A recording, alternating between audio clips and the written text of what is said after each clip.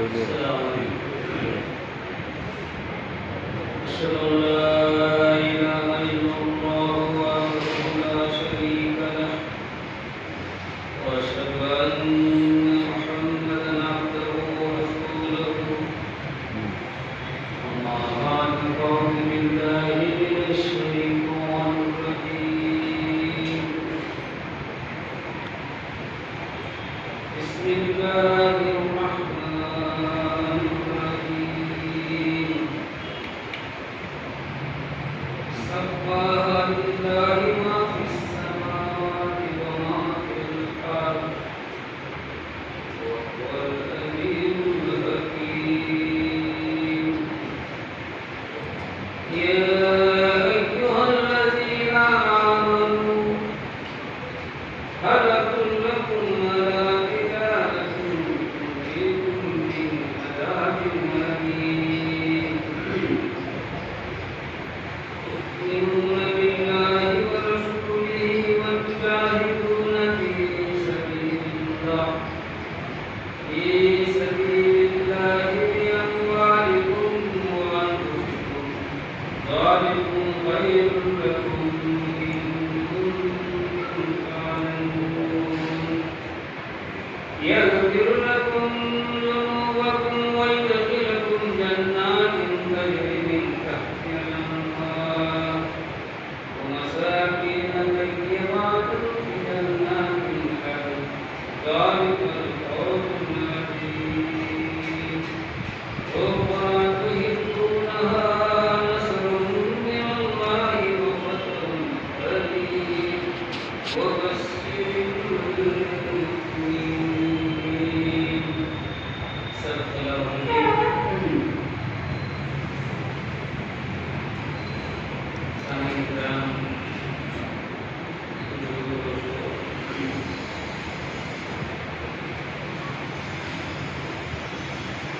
اس یوم الجمعہ کے موقع پر میں سورہ صد کی ابتدائی ہے آیت، اس کے بعد دوسرے رکوع میں آیت کی تلاوت کی ہے. یوں تو قرآن کریم ماضی حال مستقبل کا مکمل علم رکھتے ہوئے ماضی حال اور مستقبل کے تمام انسانوں کے لیے اپنے اندر ہدایت رکھتا ہے، نصیحتیں اپنے اندر رکھتا ہوا. اس کے بعد خاص کر کے ایمان والوں سے بھی مخاطبت ہے اور ان کی جو حالات بھی اللہ تعالیٰ بیان کر رہا ہے اور اس حالات سے کامیابی سے پار ہونے کے لیے اس کا علاج بھی بتایا. اس کے ساتھ ساتھ جو اس میں عمل پیدا ہوں گے وہ مومنین کہلاتے ہیں، تو اللہ تبارک تعالیٰ مومنوں کے لیے بشارت بھی دیتی ہے. تو ابتدائی جو میں نے آیت تلاوت کی ہے، سبح للہ ما فی السماوات وما فی الارض وهو العزیز الحکیم. اللہ تعالیٰ کی تسبیح کرتا ہے جو کچھ آسمانوں میں ہے اور زمین میں، جو کچھ بھی زمین میں ہے، اور وہ غالب حکمت والا ہے. زمین و آسمان میں مادی اعتبار سے اگر ہم اس پر غور کریں گے، مادیت میں اس کی قدرت کی طرف اشارہ ہے، چاہے وہ آسمان میں ہو زمین میں ہو. ان اللہ علی کل شیء قدیر، چاہے آسمان میں ہو زمین میں ہو، اس کی قدرت سے بھری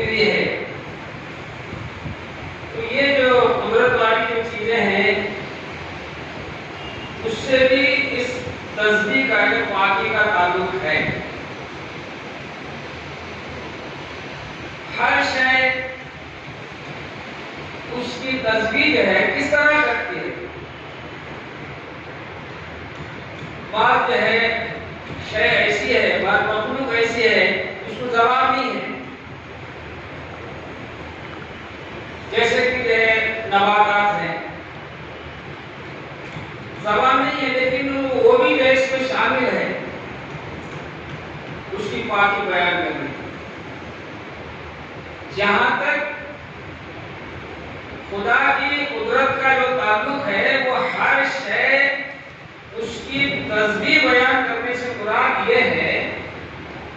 کہ اللہ تبارک تعالیٰ نے اس قدرت والی چیز کو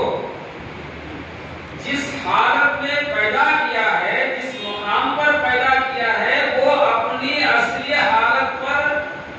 ہمیشہ جو ہے باقی رہتی ہے. اس کا معنی بھی ہے کہ وہ تسبیح بیان کرے. مثال کے طور پر زمین و آسمان میں خدا کی قدرت سے جو تعلق ہے اس میں سورج کی مثال ہم لیں گے. اللہ نے جب سے اس سورج کو مشرق سے نکل کر مغرب میں غروب ہونا یہ اس کا کام ہے. اس کو یہ اللہ کام لگا دیا. تو آج تک نے قیامت تک آج سے آج تک نہیں بلکہ قیامت تک بھی جو ہے وہ سورج اسی طرف سے نکل رہا ہے اسی طرف غروب ہو رہا ہے. اپنے حال میں برابر باقی ہے ذرا بھی ادھر ادھر نہیں.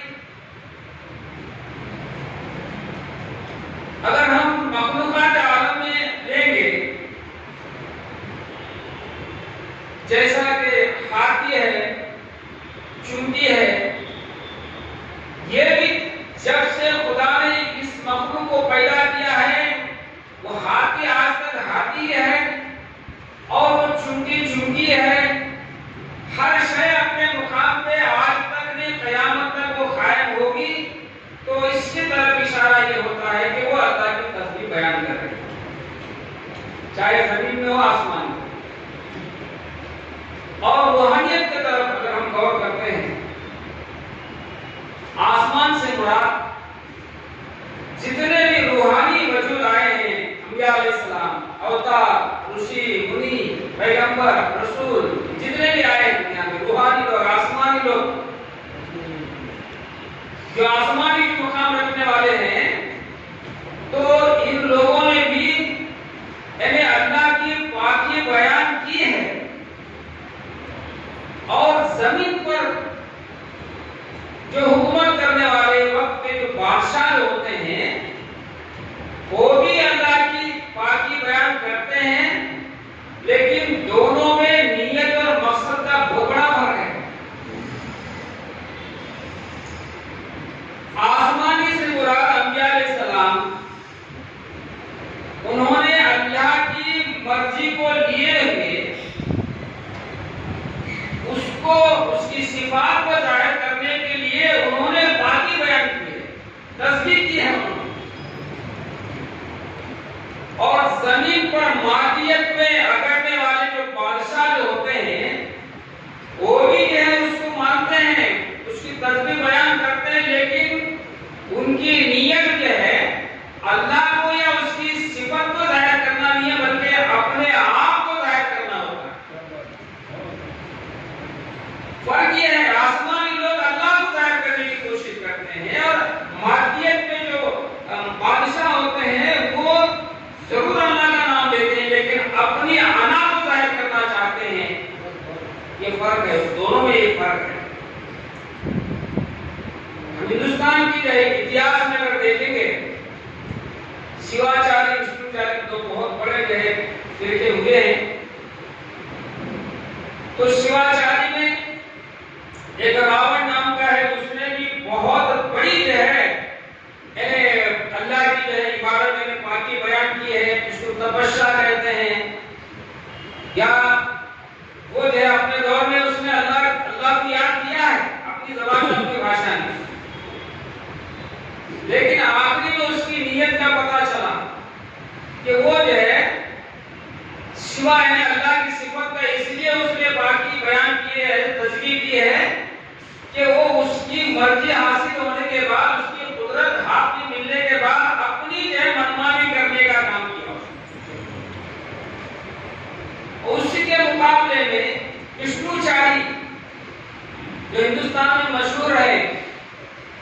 جن کو رام چندر جی کہتے ہیں، انہوں نے بھی جو ہے وشنو کے سہستر ناموں کا ذکر تسبیح بیان کرنے کے بعد اب اس شیواچاری راون پر جو ہے غالب آنے کے لیے اس کو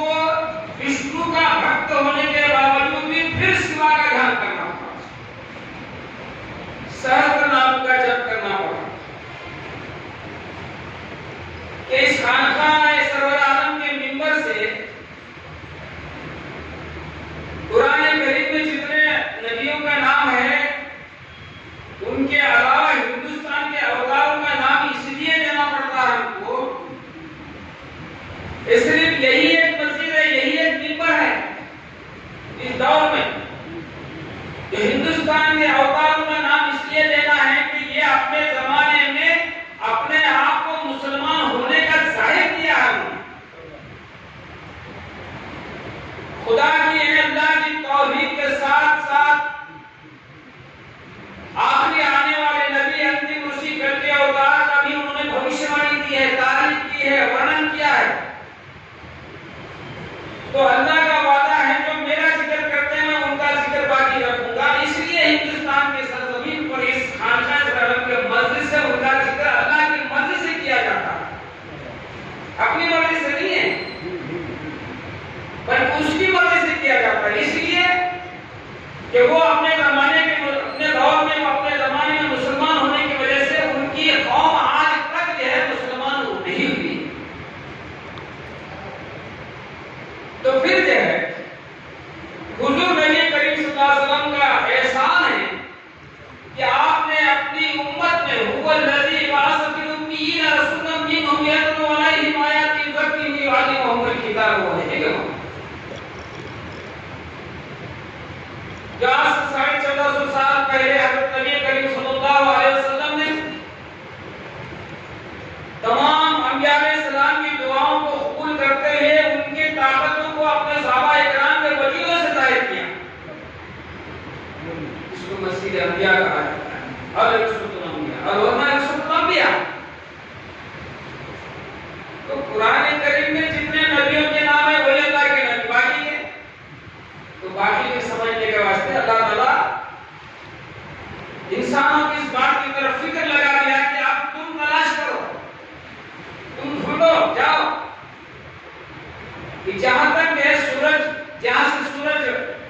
طلوع ہوتا ہے وہاں تک بھی خدا کی قدرت ہے، اور جہاں تک رب العالمین کی قدرت ہے وہاں تک رحمت اللہ صلی اللہ علیہ وسلم کی دیا ہے، رحمت ہے۔ تو ہندوستان کی سرزمین پر کیونکہ یہاں کا جو خطبہ ہوتا ہے صرف یہ ہفتے میں ایک بار جمعہ ہے، جمعہ کو تو بہت سارے لوگ جمع ہو جاتے ہیں، آدھے گھنٹے میں رسم ادا کرنے کا ایسا نہیں ہے، بلکہ اس دور میں ہندوستان کی سرزمین پر کئی مدرسے قائم ہوئے ہیں آج بھی، چاہے وہ دیگر قوم کے ہو چاہے مسلمانوں کے مدرسے کیوں نہ ہو، وہ قائم ہوئے ہیں، لیکن دین کا جو مالک ہے، جس کا یہ دین ہے، اس کو یہ فکر ہے کہ تمام جتنے مدرسے ہیں ان مدرسوں کا صحیح جو ہے مقصد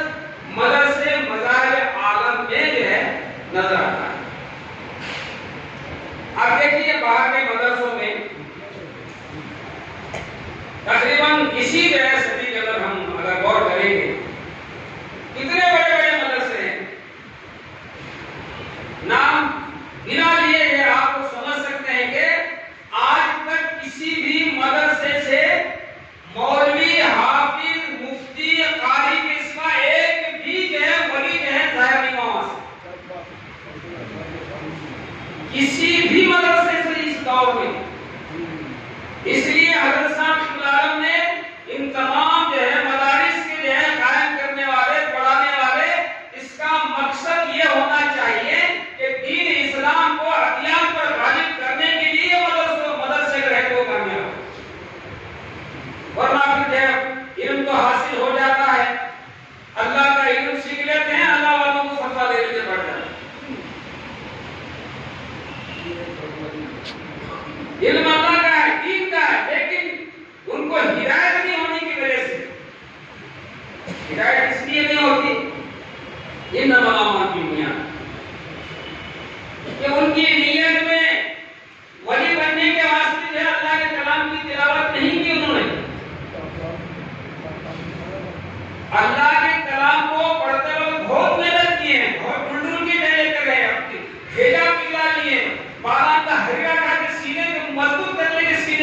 نے قرآن کریم کو ضبط کر لیا، ہر کچھ کر لیا، لیکن ان کی نیت میں جو ہے